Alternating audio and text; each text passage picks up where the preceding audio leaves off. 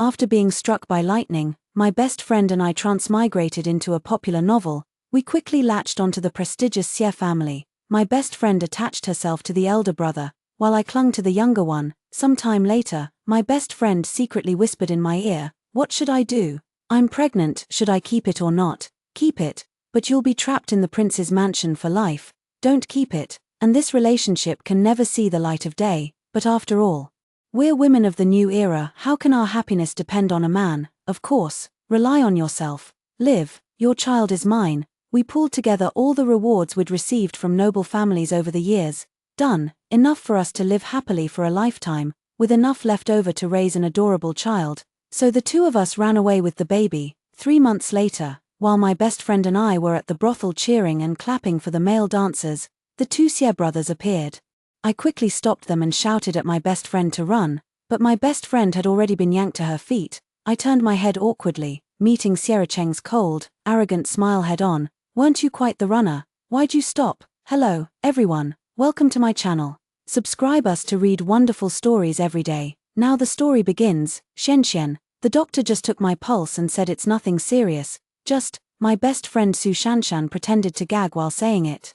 "It's just morning sickness, seriously." I immediately pressed my face against her belly, absolutely thrilled. "Shanshan, I think it just kicked me, he." Su Shanshan immediately pushed away my face that was beaming like a lovesick fool. "What nonsense are you talking about? It's only been 2 months, where would it even kick you from? Actually, we've always wanted to have a child, but who knew I'd transmigrate to ancient times where women's status wasn't high. If I were to have a child here, I'd be better off going back to being a corporate slave with higher status." So we came up with a brilliant plan. We latched onto the powerful Xie family's coattails. We neither sought status nor recognition, yet were ever so gentle and considerate in every way. We merely asked for a bit more reward money. Look at them, each so graceful and dignified, everyone a picture of elegance. The genes must be good too. So she simply decided to extract money from them and keep the child while ditching the father. It was practically the perfect plan. Thus, her best friend set her sights on the refined and noble eldest son of the Xie family, Xie Yian, and I was the one clinging to the domineering and aloof second young master Sierra Cheng. No matter what, aristocratic families truly have their ways. Whenever they were in a good mood, with just a wave of their hands, boxes of jewelry and accessories would be carried up to our little attic. When they were around, all we had to do was keep smiling. In their absence, we leaned against the railings listening to music, drinking tea, and playing chess. The most important thing was gossiping about the Xie brothers during our sisterly tea parties. Rich, with little work, and handsome to boot, who wouldn't love them? Just as we were about to forget our original aspirations and sink into these decadent, pleasure-filled days, my best friend finally sent good news. "She's pregnant, so you're really determined to leave, aren't you?" Su Shanshan wore an expression of hesitation. She had recently been so well taken care of by Xie Yian's thoughtful and meticulous attention that she began to develop genuine feelings.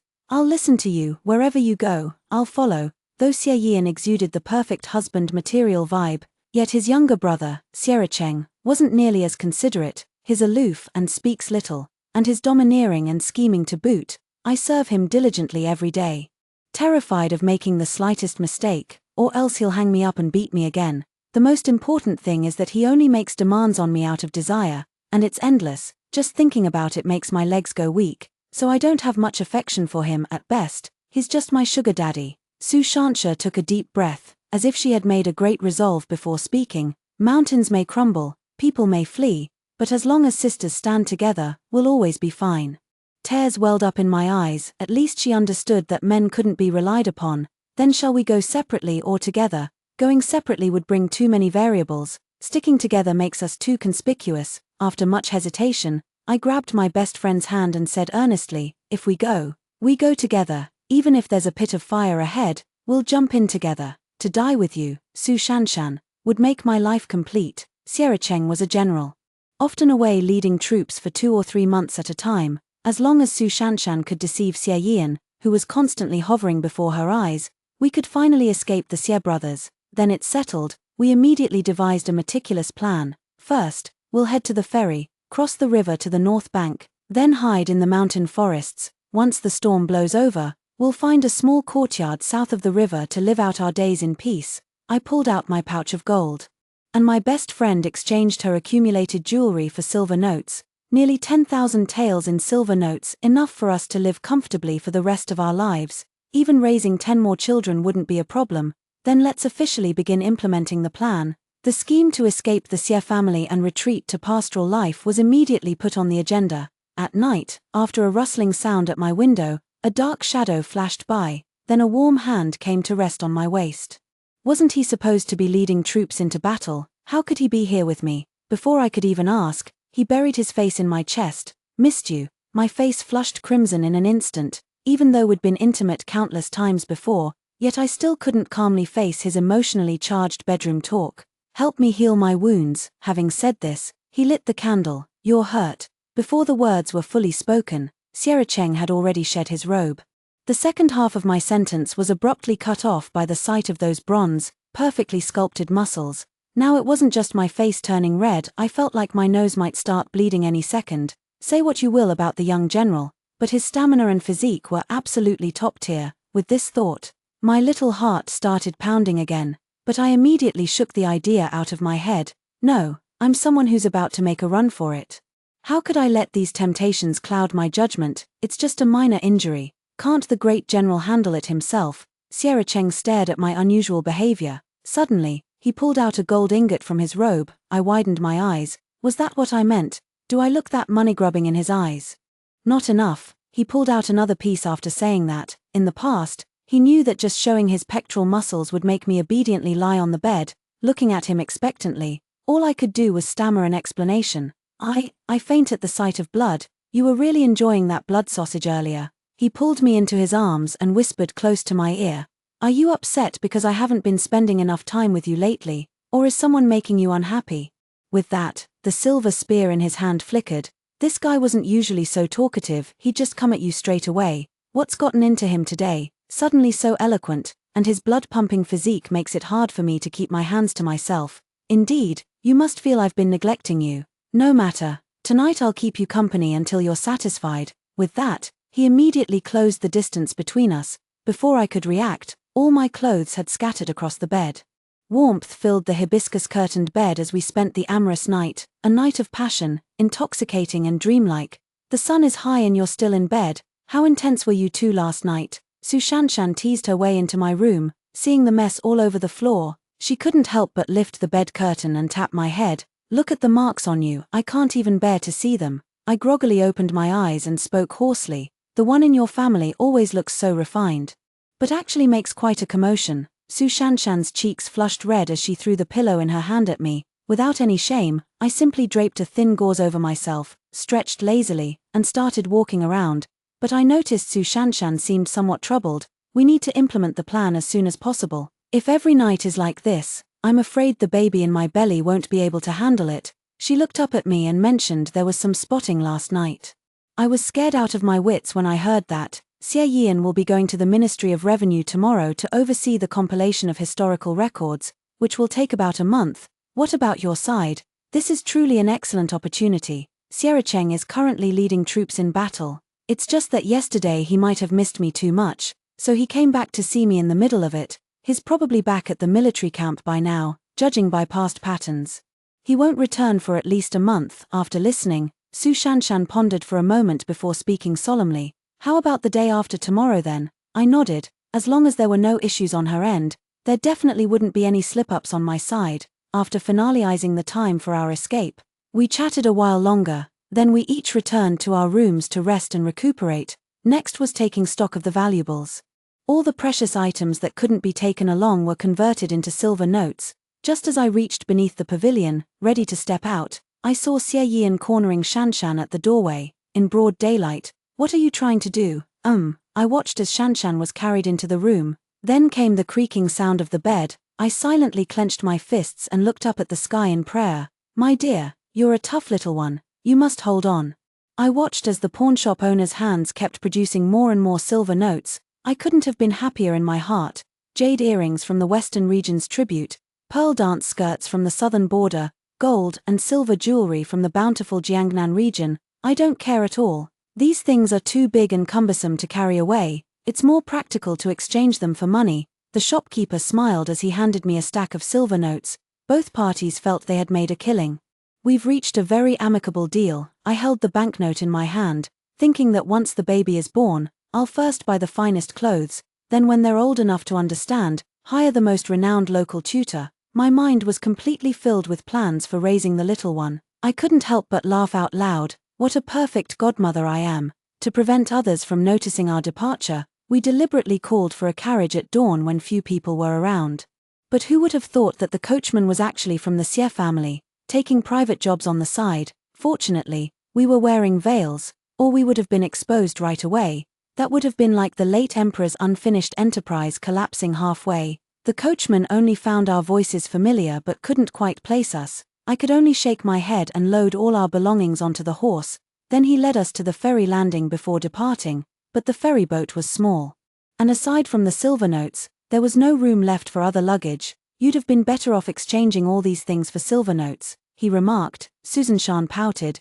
These are all dowries I'll give to my daughter in the future, things money can't buy. It was clear Susan Shan adored having a daughter. What if it's a son? If you dare curse me again, Xian, I'll kick you right off this lake.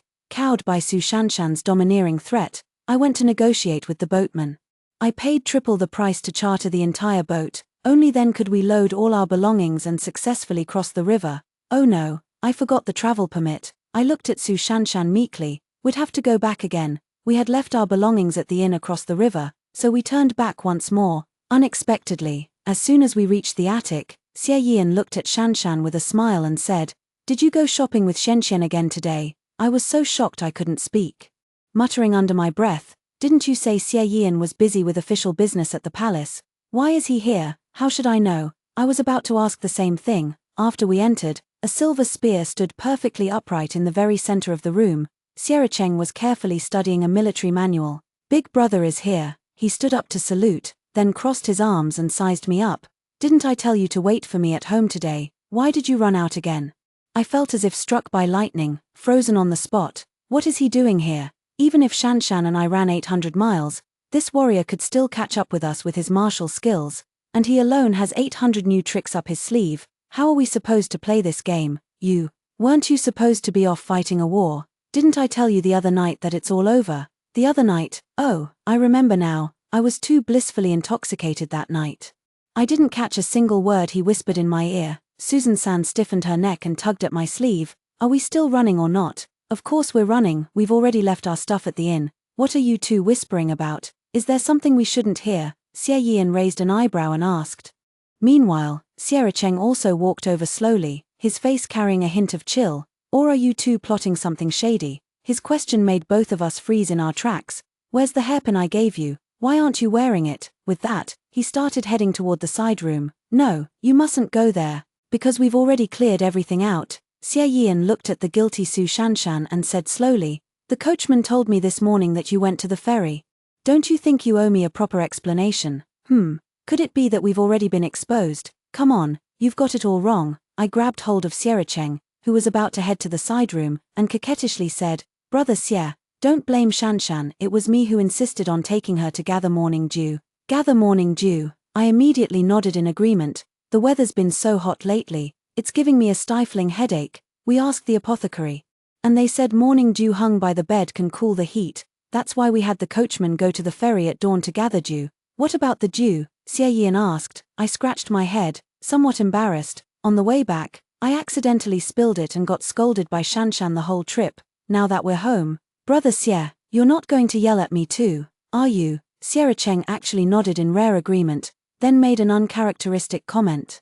That does sound like something she'd do. So the matter passed as I yawned absent-mindedly. Then I had to watch Su Shanshan look at me pleadingly as Xie Yian carried me into the room. I avoided her gaze. Looking at me won't help either. These two brothers are each more cunning than the other. For now, we'll have to sacrifice some dignity to keep them at bay, then we can make further plans. But Xiericheng is still displeased that I didn't follow his orders. He carried me straight back to my boudoir.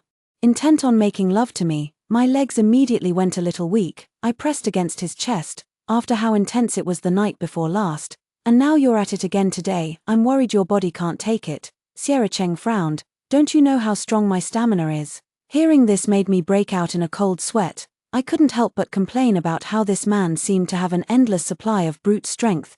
just back from battle and still so full of energy.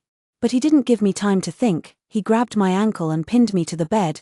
Don't worry about me, you'd better save that concern for yourself. I let out a mournful cry, but he didn't continue further. Instead, he gently pulled me into his embrace, burying his face against my collarbone. The voice was unusually soft and gentle. All right, I won't tease you anymore. I've been so tired lately. Let me hold you and sleep for a while, just a little while. Then steady breathing sounds rose behind me.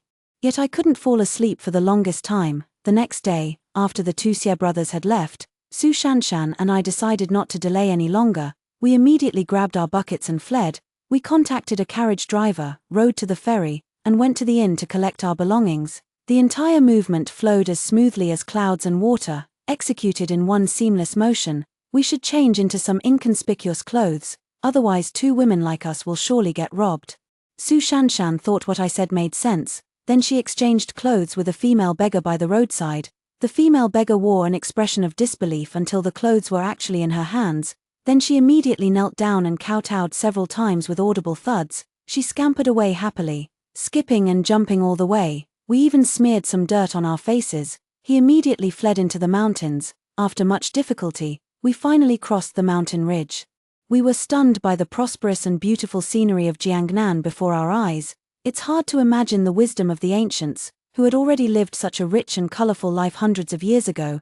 Suddenly I understood the ancient saying about being too happy to think of home. We went to the local estate shops, found a fine mansion, high ground, excellent environment, and beautiful scenery. Nearby are mountains and rivers, with streams beneath our feet. Inside the house, there are also bamboo groves and a water wheel. It can truly be called a fairyland on earth. We spent over half a year eating, drinking, and enjoying ourselves in Jiangnan. Su Shanshan caressed her already swollen belly, her face full of contentment.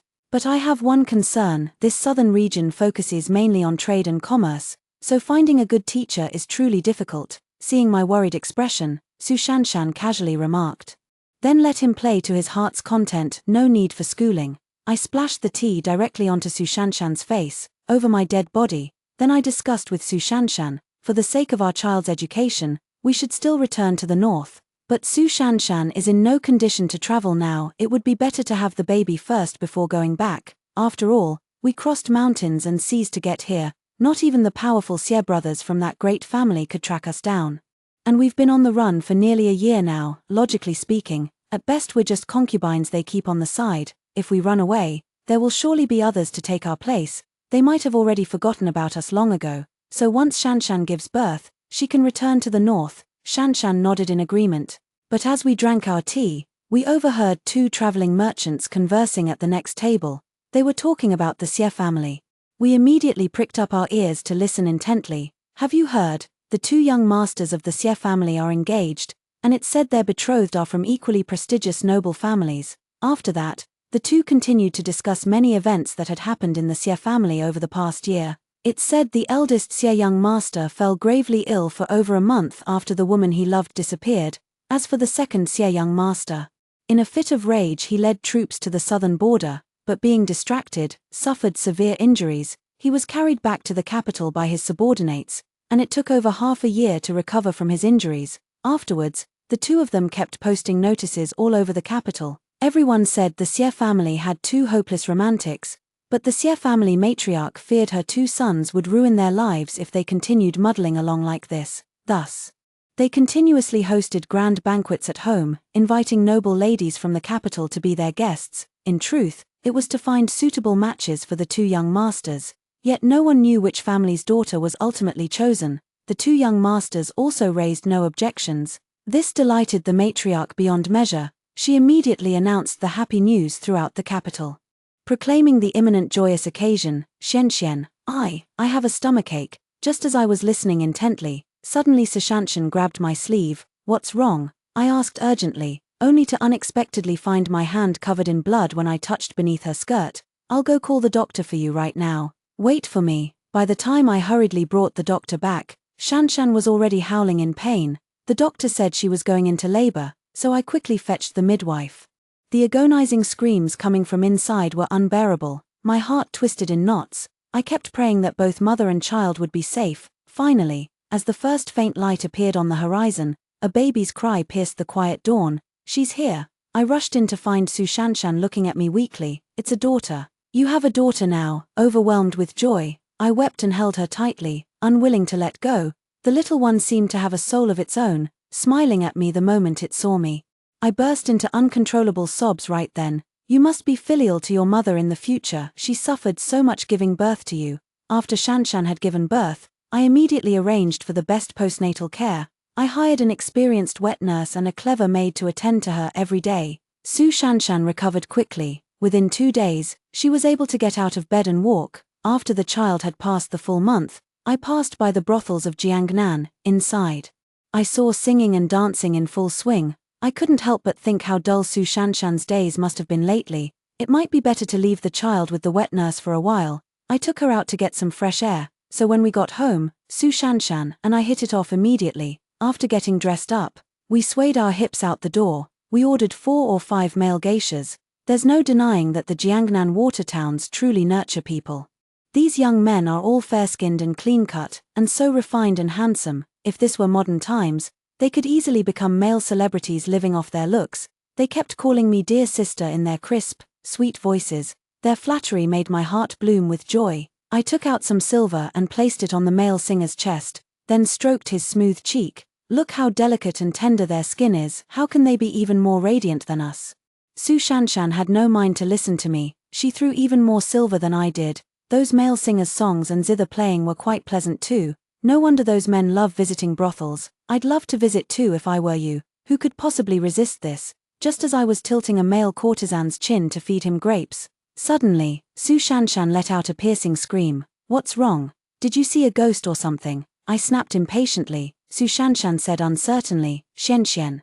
Did I just see Sierra Cheng a moment ago? After she said this, I also rubbed my eyes. Don't say it, but I think I even saw Xie Yian. Jiangnan is truly vast and abundant, even people can look alike. How amusing, haha. But before I could laugh twice, I heard the male singer let out a series of screams. Then there were only me and Su Shanshan left in our room, and standing before us were Xie Yian and Sierra Cheng. How did you get here? As he spoke, Xie Yian had already started walking toward Su Shanshan. I held the grapes to feed them, my movements frozen as if paused in a frame, watching Sierra Cheng approach, trembling all over, too terrified to move, as if rooted to the spot. I saw the fury in their eyes. We're done for. We've been running for so long, only to be caught in a place like this. Though they probably don't take concubines like us seriously, but ancient times placed great emphasis on a woman's loyalty. Even a concubine had to be absolutely faithful to her husband. Then wouldn't women like us deserve to be drowned in pig cages 800 times over? Xie Yian was about to lose his temper when the nanny suddenly rushed in, holding the child. The baby wouldn't stop crying just now. I had no choice but to come find you. He must be missing his mother. Quick, comfort her. Staring at the unexpected child in the nanny's arms, the 2 brothers froze in place. It was only then that I realized. No matter what, Su Shanshan at least had a child to rely on. She would definitely survive under Xie Yian's control. But I had nothing at all. Lucky I was just thinking about how to save her. Sierra Cheng's expression grew increasingly grim. He saw right through me, pinning me firmly against the corner. You still have time to worry about her. She's fine, but do you really think you'll walk away unscathed? I swallowed hard, then cautiously turned my head and shouted at Shanshan. After all, I'm the godmother. Hurry up and save me, Shanshan. Su Shanshan and the child were both taken away by Xie Yian. She probably didn't hear my cry for help either. I was locked in a brothel's private room by Sierra Cheng. I was brutally taken night after night. By the 3rd day, I was completely exhausted. If this continues, I'll die in that bed. Hurry while Sierra Cheng is still asleep. I stealthily grabbed my clothes, ready to get dressed and leave, but then a faint voice came from behind. Where do you think you're going? He pulled me into a tight embrace, then he bit my ear while gripping my thigh forcefully with one hand. I gasped slightly from the pain. If you dare run away again, I'll break your legs. I immediately shook my head after hearing it. I won't run away anymore. Absolutely not. I didn't understand. Weren't the 2 brothers already engaged? Why did they have to come find us and put on this reluctant act? I suddenly remembered Shanshan, who had been taken away, and quickly asked, Shanshan just gave birth and is in poor health. Hurry and talk to Xie Yian. Tell him not to torment Shanshan anymore. Sierra Cheng also raised his head angrily to snap at me. Do you think our 2 brothers are as thoughtless as you 2 sisters? Then he grabbed my wrist again and pulled me into his embrace. Why did you run? Haven't I treated you well? Speak. His mouth sealed mine completely, leaving me unable to utter a word. All that came out were muffled whimpers. Sierra Cheng reluctantly released my lips with lingering satisfaction. He dragged me out and mercifully decided to let me have some food. The moment I stepped outside, I saw Su Shanshan's tear-streaked face. Shanshan, are you okay? Did he do anything to you? I'm fine, just. Her face was clouded with worry. I humbly requested Sierra Cheng to let the two of us talk alone. Sierra Cheng waved his hand dismissively. His soldiers were gathered in multiple layers outside the door, making escape impossible for us. I closed the door, and only then did Su Shanshan speak to me through tears. Xie Yian took the child away last night. He said the Xie family's child must stay with the Xies. He actually took my goddaughter away. Su Shanshan cried again as she spoke. My poor child is barely over a month old and already has to endure such hardship. And his already betrothed, how could that stepmother possibly treat my child well? How could I have forgotten about Xie Yian's betrothal? He just wants to take the Xie family's child back with him. But there's no guarantee he'll take good care of the child. I immediately grasped Su Shanshan's hand and spoke with grave seriousness. Sierra Cheng said he's taking us back to the Xie family. Once we return, you must find the child immediately and flee far away. What about you? With my heart steeled, I assumed a heroic and righteous demeanor as I declared solemnly, you go first, I'll stay behind to cover our retreat. At this point, there's no way for both of us to escape together. Our daughter is what matters most. You must go, don't worry about me. Su Shanshan looked at me with tragic determination. We embraced each other and wept bitterly. How cruel our fate is. After returning to the Xie residence, Su Shanshan was placed under house arrest by Xie Yian. We never expected to move directly from an attic in the outer alleys into the Xie family's estate. As for me, I stayed in Sierra Cheng's study. The servants of the Xie family seemed to have known us for a long time. They all greeted us with respectful bows, but considering our improper relationship, while they were polite to our faces, who knows how they were gossiping about me behind my back. And that day a little maid was in a great hurry. I asked her what she was doing. She said the eldest young master Xie was about to take a new bride. The household had been busy making preparations these past few days. My heart sank when I heard that. It had only been a few days since we were brought back, and Xie Yian was already planning to marry a new wife. Does that mean my goddaughter will soon have a stepmother? No, I won't allow it. But Su Shanshan was under strict surveillance by Xie Yian. Forget about escaping, I couldn't even get a glimpse of her. But there was no other way. If we didn't run now, it would truly be too late. When I was at my wit's end, I thought of Sierra Cheng. So, you want me to help Su Shanshan escape from the Xie family? Sierra Cheng looked at me as if I were an idiot. What's wrong? If it's you, I'm sure you can make it happen. Sierra Cheng frowned deeply and countered my question. Why are you so determined to escape? Our Xie family isn't some man-eating demon's den. Why do you keep thinking about running away? Hearing this, I thought he didn't want me to leave. No matter, I'd already resolved myself to die if necessary. I took a deep breath, speaking with both heartache and sorrow. Weren't you two already engaged? What difference does it make whether we stay or not? Shanshan nearly died giving birth to that child. And now she has to watch Xie Yian bring in a new wife to be the child's stepmother. Do you really think she'll treat the child well, if you help me? I promise I'll never run away again in this lifetime. I'll listen to everything you say. Isn't that enough? I mustered all my strength to utter my final words. Then, with tear-streaked cheeks, looking utterly aggrieved, a truly pitiful sight to behold, Sierra Cheng looked at me with a complicated expression full of confusion. After a long while, he finally spoke slowly. Fine, I'll help you. Stay by my side for the rest of your life. I looked up at the sky. Shanshan, my daughter. I can say I've lived up to you in this lifetime. That very afternoon, Sierra Cheng led armed soldiers straight into Xie Yian's quarters. Brother, what are you doing? Facing the fully armed soldiers, Xie Yian was utterly bewildered. I jumped out and shouted angrily, hand over Shanshan and the child immediately. How dare you keep one foot in two boats? Xie Yian was completely baffled by my words. What are you talking about?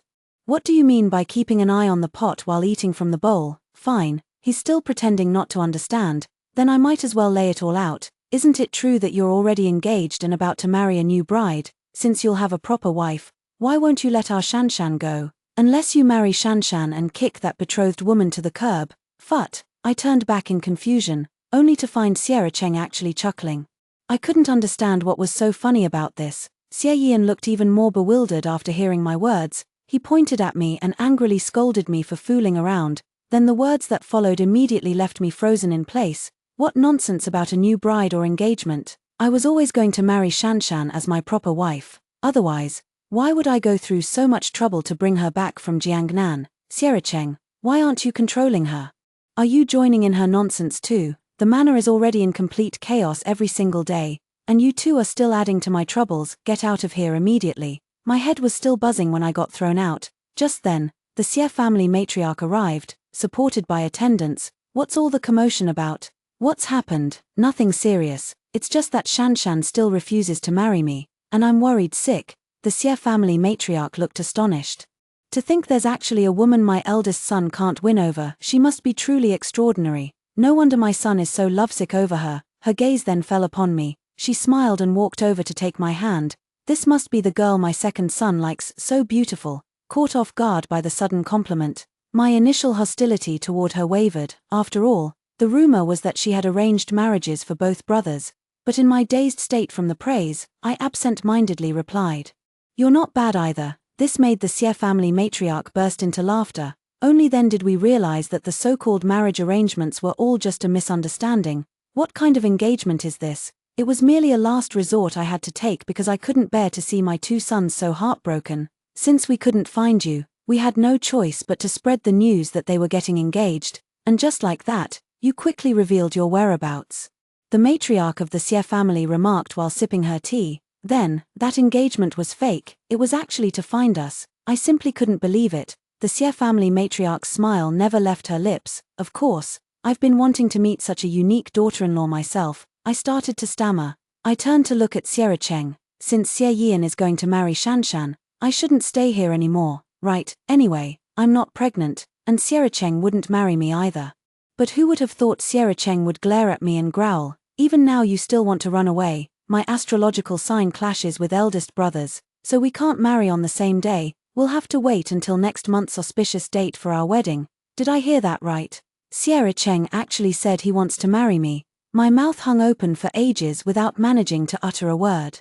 Only after steadying myself did I finally ask in astonishment, "So I'm not your kept woman? Have you ever seen anyone keep a mistress by sending chests of gold and jewels? Those were all meant to be betrothal gifts for you." My eyes nearly popped out of my head. At that moment, the matriarch of the Xie family also spoke up. "I was the one who told them to send these." "Well, do you like them?" "I like it," I answered eagerly. But then I heard Xiericheng snort lightly behind me.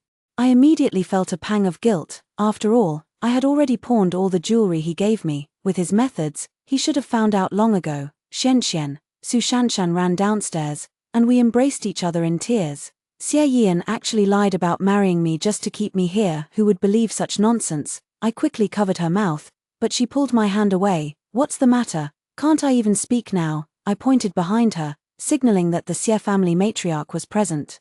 Shanshan immediately fell silent. Then she noticed the red ribbons and red silk hanging outside. She asked in a daze, What is this for?" I burst out laughing. "Of course Xie Yian wants to marry you." "Ah." Covering her blushing face, she ran back to the attic again. Xiericheng held me tightly in his arms. "Still want to run away?" I hugged him back. "No more running. I'll give you a chubby baby girl too. How about that?" Xiericheng's stern face finally relaxed, but before long, he became serious again. 2.